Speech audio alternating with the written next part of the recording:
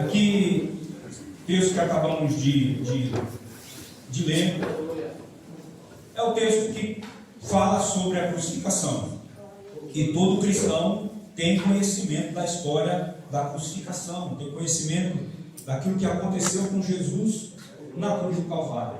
Meus irmãos, não trago, como vocês me conhecem bem, nada muito esmerilhado, muito trabalhado, polido. Mas também não falo de improviso nessa noite.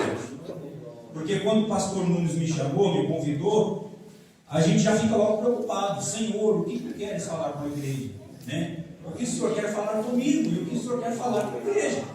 Meus irmãos, e a única coisa que me vinha à mente, talvez seja porque é a única coisa que eu tenho meditado tanto nos últimos dias, é sobre a cruz de Cristo.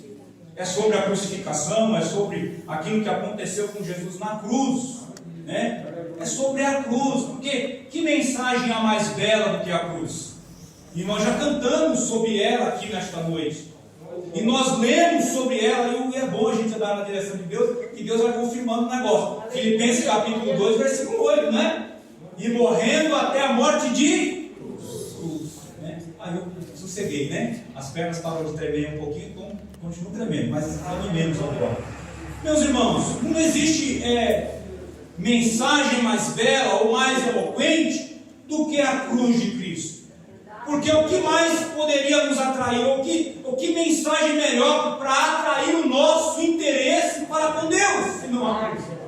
Se é a própria cruz que nos aproxima dele, se é a própria cruz que nos abriu o caminho até ele. Então, quanto mais falarmos sobre a cruz, quanto mais ouvirmos sobre a cruz, mais nós deveríamos desejar ouvir sobre a cruz, falar sobre a cruz, deleitar-se nela, meus irmãos.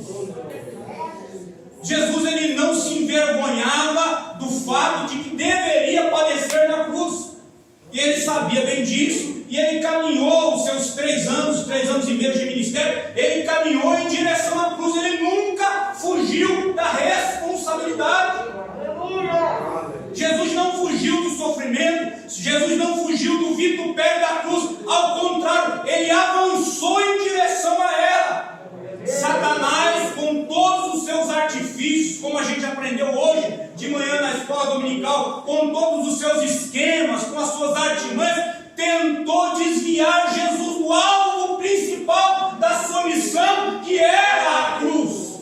Fez-lhe ofertas, fez-lhe ameaças, fez-lhe elogios, mas nada tirava a visão de Jesus da cruz do Calvário.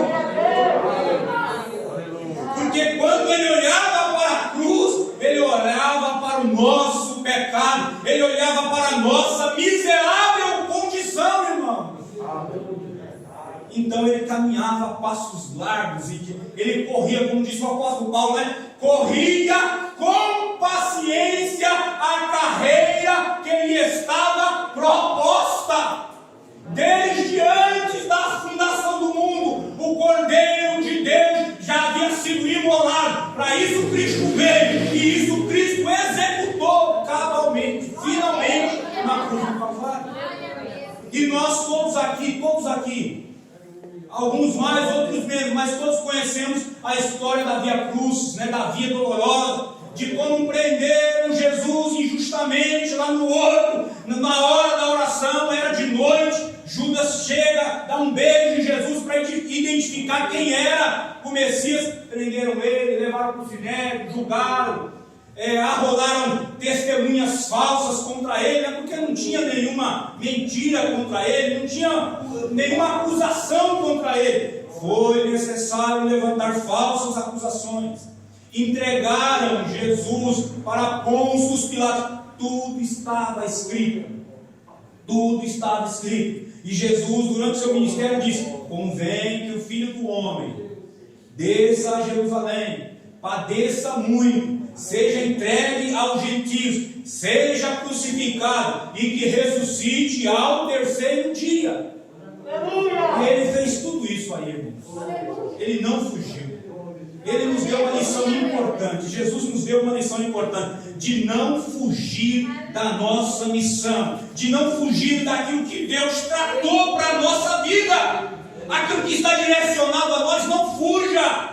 Se no exemplo de Jesus, se o Pai falou, se o Pai determinou, se o Pai apontou, vá até o fim, mesmo não querendo. Mesmo quando chega aquele momento, como Jesus também chegou, porque foi como homem que ele foi à cruz. Com as mesmas fraquezas, com as mesmas dificuldades, enfrentando as mesmas dores que nós, ele não negou a sua missão. Lá no jardim do Getsemane, ele diz: Pai, se for possível, passa de mim esse cálice, todavia não seja feita a minha vontade, a tua vontade prevaleça.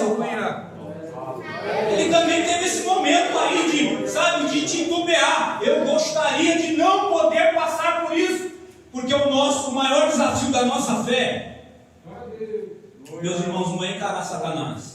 Satanás já está vencido, já está mesmo. Jesus triunfou sobre ele na cruz do Calvário, expôs ele em praça pública, demonstrou como ele é fraco. Ele parece valente, mas ele é fraco, porque Jesus é o mais valente. O maior desafio da nossa fé é quando a nossa oração não é respondida. O maior desafio da nossa fé é quando a gente pede: Deus, faça assim, e Deus não faz. O maior desafio para a nossa fé é quando Deus não nos responde, fica em silêncio. É o maior desafio da nossa fé. Quantos voltam atrás quando Deus se cala? Ou quantos ficam esmurecidos e embirrados quando Deus diz não? É o maior desafio da nossa fé, é ouvir o não de Deus e continuar. O Senhor falou não, mas estou contigo no alvo, o Senhor é o meu dono. Aleluia! Seja feita a tua vontade. Se não é isso aqui que o Senhor quer para mim, então me mostre o que o Senhor quer, porque eu quero continuar contigo. Não vou retroceder, não vou voltar para trás. Senhor, eu sou teu e tu és meu, vamos até o fim. É o maior desafio da nossa fé, principalmente no presente momento, no presente século, imediatista, né? Tudo para ontem, que a gente pede e Deus não faz, ele já fica embirrado, faz biquinho, né? O pessoal não faz só biquinho para tirar foto no Facebook, não, Daniel. Faz biquinho para Deus também. Deus não me deu. Deus não quis me ouvir. Ele é Deus, ele ouviu, ele só não quis atender aparentemente a sua oração, porque ele sabe o que é melhor para nós, irmãos. Ele sabe o que é melhor. Eu estava pensando nisso hoje, meditando na palavra, meditando sobre a cruz. Eu me lembrei bem como eu sofri em Minas Gerais, como eu padeci. Voltei para São Paulo sem nada, sem ter onde morar e nada. Aí lutando com Deus, por quê? E Deus falou: calma, rapaz. Se nada deu certo lá, era porque eu não queria aquilo para você. Eu queria mexer com comércio, ganhar dinheiro, né? E Deus falou: foi tirando tudo. A dívida chegou num patamar inimaginável. Eu falei: pronto, agora não tem mais, não tem mais dinheiro, só tem dívida. Aí Deus paga a dívida da gente, viu, irmãos? Paga mesmo, porque Ele limpou tudo. Mas falou: não era aquilo que eu queria para você.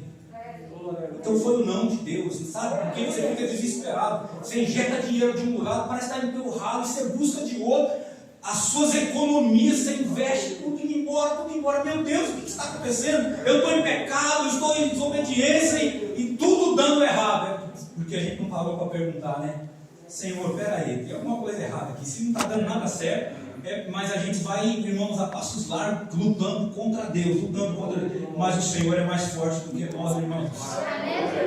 Ele nos vence e Ele tem a eternidade, né? A gente cansa rápido, mas Deus é paciente, vai trabalhando conosco.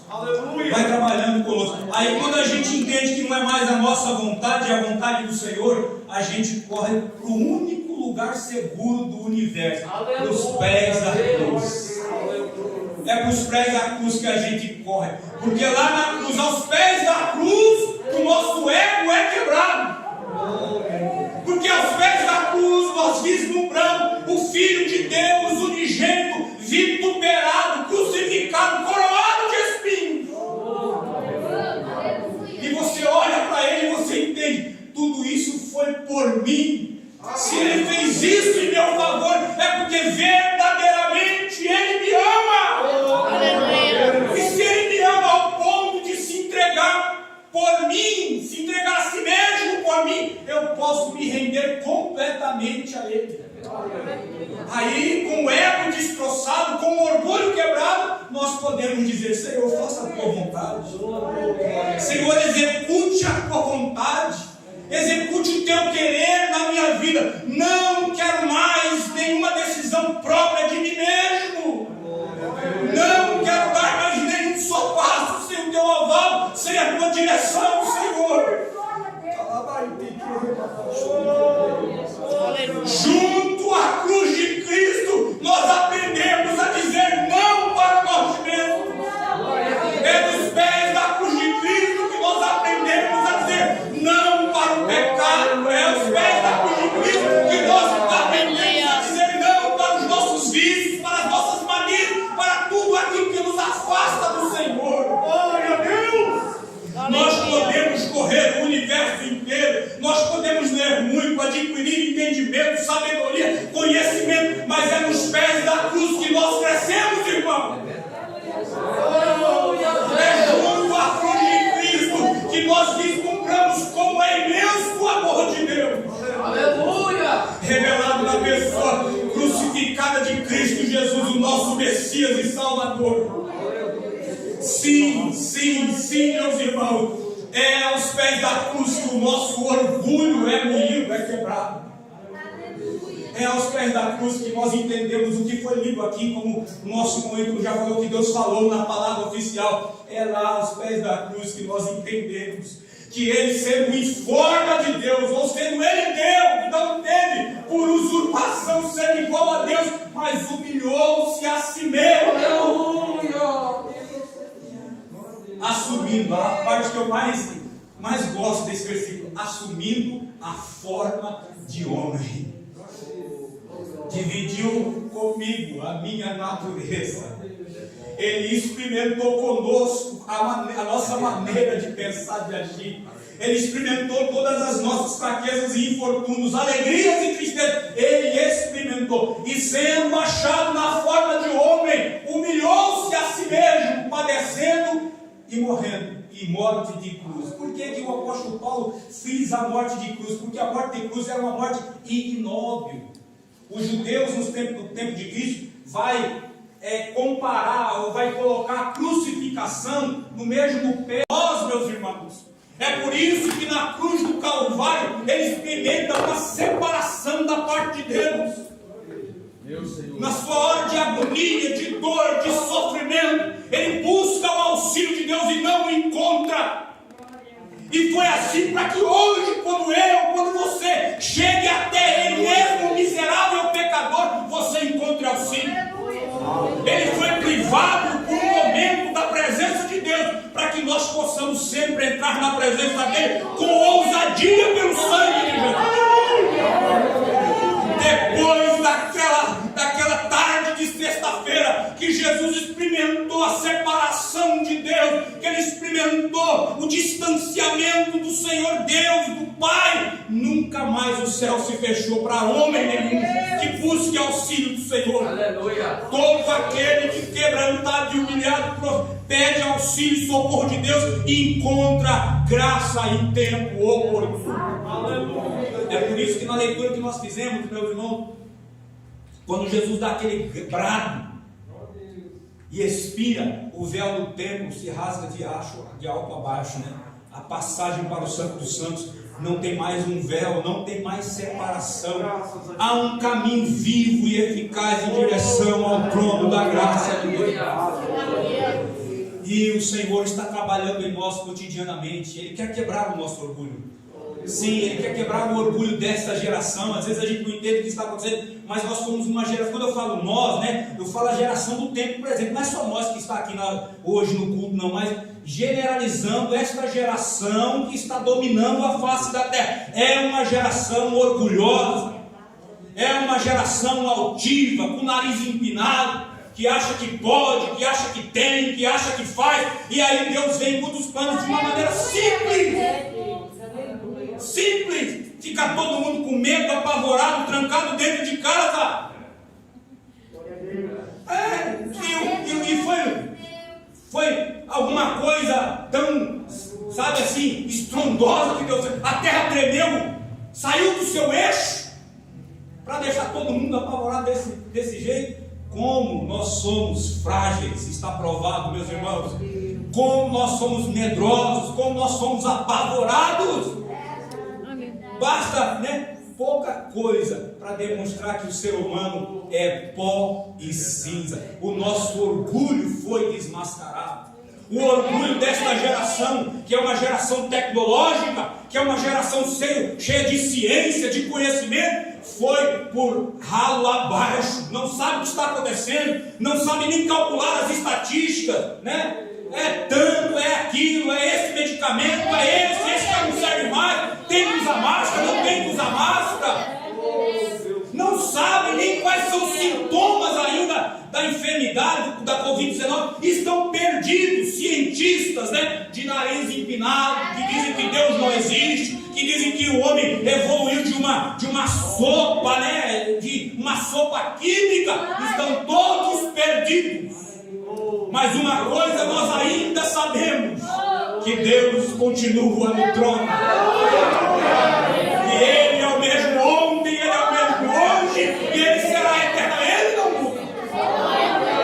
A ciência falha, a ciência calcula errado, mas Deus tem a estrutura do nosso corpo em sua mente. O salmista Davi diz que o Senhor me viu ainda informe no ventre da minha mãe. E quando os meus ossos estavam sendo formados lá, o Senhor me conheceu. O orgulho desta geração foi destroçado. A única coisa que nós devemos e podemos fazer é reconhecer a soberania de Deus e permanecer aos pés da cruz. Meus irmãos. O apóstolo Paulo, João, Pedro também falaram uma geração orgulhosa. E Deus transformou a loucura daquele momento em sabedoria para os que se salvam. Porque os gregos achavam loucura, pregaram um Cristo crucificado, pregaram um Salvador que morreu numa morte de um criminoso terrível. Os judeus achavam um escândalo anunciar um Messias que era maldito de Deus, porque foi levantado no madeiro. Mas aquele que era considerado pelos líderes religiosos maldito, ele mesmo diz: quando eu for levantado, eu atrairei todos a mim. Eu atrairei todos. E o apóstolo Paulo enfrentou esta geração orgulhosa, duvidosa, e não é diferente dos dias de hoje. Nós enfrentamos o desafio de continuar fazendo a nossa missão, como já foi dito aqui pelo Espírito Santo, que é pregar o Evangelho, que é evangelizar, que é falar do amor de Deus para essa geração orgulhosa, para essa geração de nariz empinado. Mas nós devemos partir, irmãos, revestidos de poder e anunciar Cristo e Cristo crucificado. A gente não precisa enfeitar a mensagem do Evangelho, não precisa enfeitar, Não precisa. É Cristo e Cristo crucificado. É Cristo e Cristo sepultado. É Cristo e Cristo ressuscitado. Porque é esta mensagem que salva. É esta mensagem que transforma o homem. É esta mensagem que traz perdão de pecado, meus irmãos. É esta mensagem que traz libertação. Porque quando o homem vai aos pés da cruz e tem o seu orgulho quebrado, ele reconhece a sua própria culpa. O orgulhoso não. O orgulhoso sempre vai dizer: mas eu não tenho pecado, eu não fiz nada de mal, eu não mato, não roubo, eu podia estar fazendo isso, mas eu não estou, Não mato, não roubo, não minto, sou fiel à minha esposa, não cobiço, então não preciso de perdão, eu não tenho o que confessar. Se eu não tenho o que confessar, se eu não preciso de perdão, eu não preciso de um Deus perdoador. Se eu não preciso de um Deus perdoador, eu aniquilo a graça de Deus e me distancio de Deus. Ou seja, eu não preciso de Deus, eu sou autossuficiente. Mas aquele que teve o seu orgulho quebrantado, que teve o seu orgulho quebrado, e sabe que não é nada, que não tem nada, que não pode nada, que não faz nada, ele se chega à cruz, olha para o santo, olha para Cristo Jesus, o unigênito Filho de Deus, crucificado, coroado de Espírito, sangue vertendo. Muitos de nós almejam visões gloriosas. Muitos Muitos de nós querem poder, autoridade, querem ter uma visão do céu, mas eu acho que o que mais nos impactaria é uma visão de Cristo crucificado.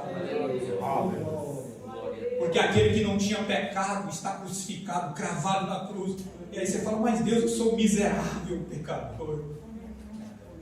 Quando você olha para Ele, você reconhece que você é culpado. Senhor, eu sou verdadeiramente culpado. Eu sou mau, eu sou ruim. Eu sou cheio de falha, cheio de segredos inimagináveis. Oh Deus, tem misericórdia de mim. Aleluia, glória ao Senhor. E na cruz de Cristo, aos pés da cruz de Cristo, quando se reconhece o seu estado ruim, quando se reconhece a sua pecaminosidade, a culpa é tirada. Lembra do salteador que foi crucificado ao seu lado? Um blasfemava, né? Como a gente leu aqui. Você é o Messias, desça da cruz, desce, e nós vamos crer em ti. Salva a si mesmo e salva nós também. Nós vamos... Aí o outro, já com o ego quebrantado, esmiuçado, sem ego nenhum, só dizer, eu mereço ser crucificado. Parafraseando, porque a gente não sabe qual era o crime dele, né? Mas vamos imaginar o crime dele aqui. Eu matei alguém, eu roubei muito, então eu sou digno, eu sou merecedor de ser crucificado. Mas esse aí é diferente. Olha a face dele, é a face de um rei. É a face radiosa do Filho de Deus. Ele ouve o outro blasfemando e diz, não, ele nenhum mal fez. Nós recebemos o castigo, a pena pelo nosso erro, mas ele nenhum mal fez. Olha para Jesus de lado assim, né, crucificado em minha régua. Olha para Jesus e diz, Senhor, é a prova de um ego quebrantado, é a prova de um ego esmiuçado, reconhecer que Jesus é o Senhor. Senhor, lembra-te de mim quando entrares no teu reino. Era como se ele estivesse dizendo, olha Senhor, tu és santo, eu sou pecador. O Senhor é puro e eu imundo, mas tu és o Senhor. Lembra-te de mim, a culpa é tirada. Uma prova que a culpa foi tirada, que o pecado daquele homem que estava crucificado foi apagado, foi Jesus dizer a ele, hoje mesmo, não é amanhã, não é daqui 2 milênios, não é daqui 3 milênios, não é semana que vem, não é quando eu ressuscito, mas hoje mesmo estarás comigo no paraíso. Aos pés da cruz, a culpa é tirada.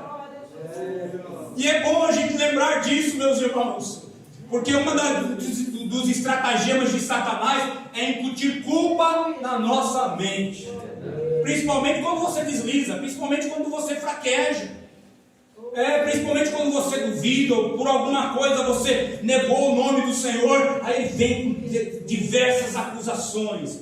Você tem que se lembrar do seguinte, que a tua culpa foi tirada. Aleluia. O teu pecado foi pago na cruz do Calvário. E aquele que confessa e deixa alcançará a misericórdia. Se dissermos que nós não temos pecado, nós fazemos ele mentiroso. Mas se nós confessarmos os nossos pecados, ele é fiel e justo para nos perdoar os pecados e nos purificar, e nos purificar, e nos purificar de toda a injustiça. Não é de um pedaço, não é de uma parte, não é de um pouco, é de toda injustiça. O negócio com Deus é tudo ou nada. Ou Deus entra na nossa vida para fazer tudo, para perdoar, para limpar, para purificar e fazer de nós um vaso novo, ou ele nem entraria. Mas como ele pode e quer fazer, ele entra. E nesse exato instante ele já entrou, está trabalhando em nós, está operando em nós. E o perdão dele está aqui no nosso meio nesta noite. Dá para sentir a graça de Deus no nosso meio. E ela vem para perdoar, ela vem para purificar, ela vem para santificar nesta noite. A graça de Deus em Cristo Jesus ouviu quando você diz, ó Deus, eu tenho tão pouca força. Ó Senhor, eu não vou conseguir, é difícil demais, é pesado demais, eu sou fraco demais.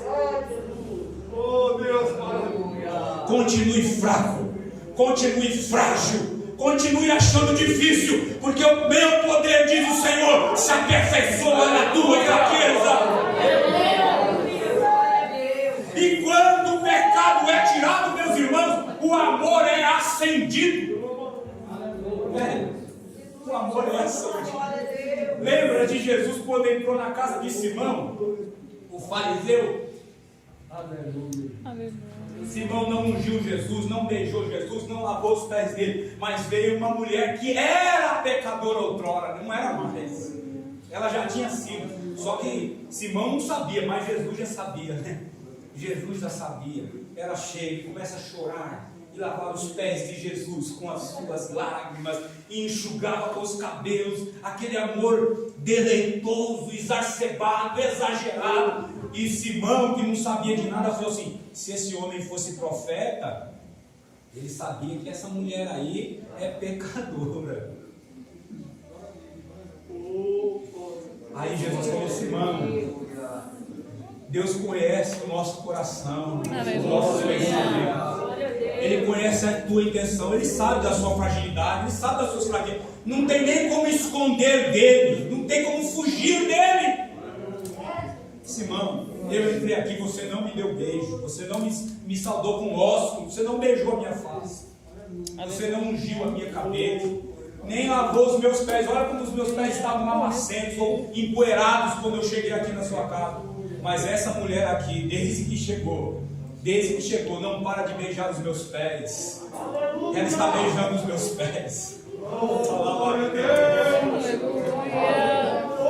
Oh Deus, faça-nos nos curvar mais uma vez, para voltarmos a beijar os teus pés, Jesus. Em humildade, em amor sincero e ininterrupto. Não importa quem vai estar na sala, Senhor, não importa o que vão dizer de nós, mas que nós possamos estar beijando ininterruptamente os teus pés. Está vendo, Simão? Ela está beijando os meus pés e ela não quer parar, E Jesus diz: sabe por que isso? Porque a quem muito foi perdoado, muito ama. Quem teve a culpa tirada tem o amor acendido, irmão. Aleluia. Eu era um miserável pecador, tu também eras um miserável pecador, mas Ele me perdoou, Ele te perdoou, tirou a nossa culpa. É por isso que nós nos derretemos de amor por Ele, é por isso que nós dizemos glória, é por isso que nós dizemos aleluia, é por isso que nós dizemos: nós te amamos, Jesus, nós te amamos, Jesus, nós te amamos, Jesus. É por isso que nós cantamos louvores a eles e não queremos parar. É por isso que nós fazemos barulho enquanto temos força nas nossas cordas vocais. É porque nós o amamos, porque Ele nos amou primeiro. Ah, meus irmãos, e eu sei que nesta noite o amor de muitos corações aqui estão sendo mais uma vez acendido, mais uma vez incendiado, porque eu sei que o Espírito de Deus está a soprar as cinzas de muitos corações nesta noite. E todos nós aqui sabemos bem quando você assopra cinzas, ela voa para longe, Daniel, e aí você vê a brasa. E quando você vê a brasa, você quer ver a chama, né? Aí você continua soprando, até a chama voltar a queimar novamente. É assim que o Espírito de Deus faz conosco nesta noite. E é assim que Ele está fazendo em alguns corações aqui nesta noite. Você vai ver Ele soprar na sua vida, você vai sentir Ele soprar na sua vida, até que a chama seja acendida novamente. É aos pés da cruz de Cristo que, quando a culpa é tirada, o amor é acendido. E quando o amor é acendido, quando a gente passa a amar mais a Cristo do que a nós mesmos, quando nós passamos a amar mais a palavra de Deus do que o nosso próprio entendimento e intelecto, quando nós passamos a amar mais a vontade de Deus do que os nossos planos, o caráter é transformado. Nosso caráter é transformado. É por isso que o pecador, quando sai dos pés da cruz, não é mais o mesmo. Ele deixa lá o fardo tenebroso de pecado, ele deixa lá o fardo tenebroso de vícios, porque eu lembro bem, no ano de 96, quando eu cheguei na rua Mexerica, Natal número 2, e deixei lá o meu fardo, e não levei mais nada para casa, e fui embora para a rua Uva flutuando. Aleluia. Glória a Deus. No dia seguinte, não tinha mais vontade de fumar, não tinha mais vontade de beber, não tinha mais vontade de fazer outras coisas, não tinha ido embora. Mas o que eu tinha feito? Até então não tinha me esforçado ainda para deixar nada daquilo, para largar nada daquilo. Mas depois que você sai da cruz de Cristo, ou dos pés da cruz de Cristo, você sai com um caráter transformado. Sai, ele muda a mente sim. Ele muda a mente sim, ele muda as ligações químicas que acontecem no nosso corpo, pastor. Ele faz cessar a dependência, ele faz cessar o vício. Deus faz, meus irmãos. E é algo inimaginável. Porque o amor foi acendido. E o amor acendido, você não quer mais outra coisa. Senhor, o que é que vai te agradar? O que é que vai te agradar? Aí você começa a se preocupar com a sua ação, com a sua atitude. É o seu caráter sendo transformado. Opa, isso aqui eu não quero mais, não serve mais. Isso aqui também não. Mas o que eu quero agora? A Bíblia. Eu quero a Bíblia. Eu quero a palavra de Deus. Eu quero comunhão com o Senhor. Agora eu já sei. Agora eu quero ouvir a voz de Deus. O pessoal fala que Deus fala audivelmente, então agora eu quero ouvir a voz de Deus. Aí você vai esperar Deus falar contigo, até e vai insistindo, Deus fala comigo. Oh, Deus maravilhoso e bondoso. Enquanto Ele não vem e fala no pé do seu ouvido, né? E você discerne a voz dele, mansa e suave. Ou enquanto Ele não te desperta na madrugada chamando você pelo nome. Nós que outrora éramos vasos ignóbeis, sem honra, sem posição, Ele transforma, Ele purifica, Ele limpa, Ele lava, Ele unge e faz vaso de honra. E todos aqueles que se purificam destas vis coisas será vaso de honra, aperfeiçoado para toda boa obra. É assim que Deus quer fazer conosco. Meus irmãos, todo esse amor, toda essa graça é manifestada na cruz de Cristo. Por isso, eu vos pergunto, que outra mensagem nós poderíamos anunciar no evangelismo? Que outra mensagem nós poderíamos pregar na igreja? O pastor já falou aqui da grandeza de Deus, do poder de Deus, de como Deus faz essas coisas maravilhosas. E tudo isso Ele faz a partir da cruz de Cristo. Porque Deus estava com Cristo na cruz do Calvário, reconciliando. Se Ele está reconciliando, é porque outrora tinha uma conciliação. Outrora havia amizade. Outrora havia comunhão. Outrora havia ligação e foi quebrada.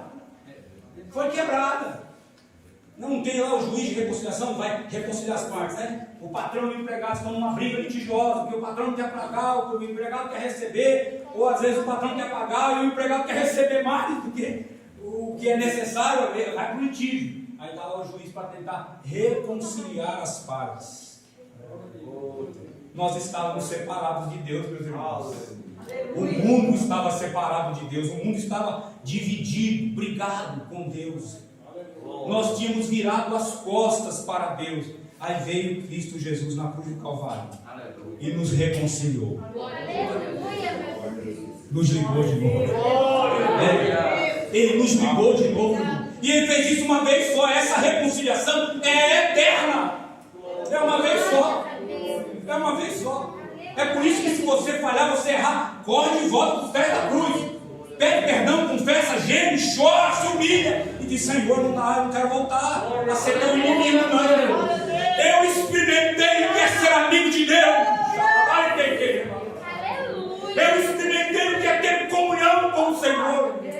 Eu experimentei o que é ouvir a tua voz, o que é andar na tua presença, o que é ser tocado por ti, o que é ouvir a tua palavra, o que é receber graça, sabedoria e conhecimento da eternidade. Então eu não quero voltar a ser inimigo, eu não quero voltar a me distanciar do Senhor. Aceita-me, ó. Aceita-me de novo. Ele é um pai amoroso e benigno, meus irmãos. Ele é um pai maravilhoso. Como um filho pródigo que morava na casa do pai, falou: eu quero o que é meu. Autonomia. É um perigo, hein? Autonomia. Eu quero o que é meu. Vou gastar o que é meu. É minha herança. Vou gastar com o que eu quiser. Autonomia é um perigo. Principalmente autonomia espiritual. Não peça autonomia espiritual. Fique dependente de Deus. Seja o herdeiro que mora em casa. Vai comendo na mesa do pai. Vai cuidando das ovelhas do pai. Vai tratando o lugar do pai. Mas não sai de casa. Fica na presença do pai. Pediu autonomia. Foi, gastou com benefício. Foi na mendicância. Situação terrível. Mas ele se lembrou da casa do pai. Ele se lembrou da casa do pai. E quando ele se lembrou da casa do pai, os empregados do meu pai vivem bem. Eles comem bem. Comem um bife lá de vez em quando, e verdura boa. E eu aqui vou comer lavagem, vou comer bolotas e porcos. Eu vou voltar para a casa do pai e vou pedir para ele me transformar num empregado. Mas quem é filho é filho. Pode ser filho rebelde. Pode ser filho rebelde, mas é filho. E se arrepender e pedir misericórdia, voltou correndo para a casa do pai. Voltou para a casa do pai. O pai estava lá no portão. Quando viu o filho maltrapilho, mal cheiroso, lindinho, a situação era ruim. O pai correu para ele, não perguntou nada. Oh, como Deus é bom. Como Deus é maravilhoso. Você chega aos pés dele, sabe? Daquele jeito, e ele não te pergunta nada, ele espera você falar. Ele já sabe, né, mano? Ele já sabe. Aí quando você fala: pai, eu pequei contra os céus, pequei contra ti, não sou digno de ser chamado teu filho. Faz em mim um dos teus empregados. Ele abraça, chama os outros, fala: traga uma veste para ele. Ele é filho ainda. Ele é meu filho. Estava morto, mas hoje reviveu. Estava perdido, mas foi achado, foi encontrado. Traga um anel para ele. Aleluia. Um anel com o meu selo, o selo da casa do pai. Ele é da minha linhagem ainda.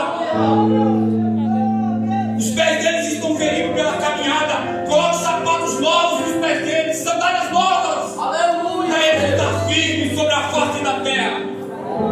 E vamos dar uma festa, vamos dar um banquete, porque eu estou alegre, porque o meu filho estava perdido. É assim que Deus nos chama. O meu filho estava perdido, mas foi encontrado. O meu filho estava morto, mas hoje ele reviveu. Aleluia, Deus. Calabai, oh glória, é da cruz de Cristo que esta visão gloriosa do Evangelho aparece. Fica aos pés de Jesus, não sai de lá. Você quer vitória, libertação, você quer ir bem na vida, fica aos pés da cruz, fica com Jesus. Agarre-se desesperadamente a Ele. Fique desesperado, tenha pavor de se ausentar da presença dele. Agarre-se a Ele e diz: Senhor, não te ausentes de mim.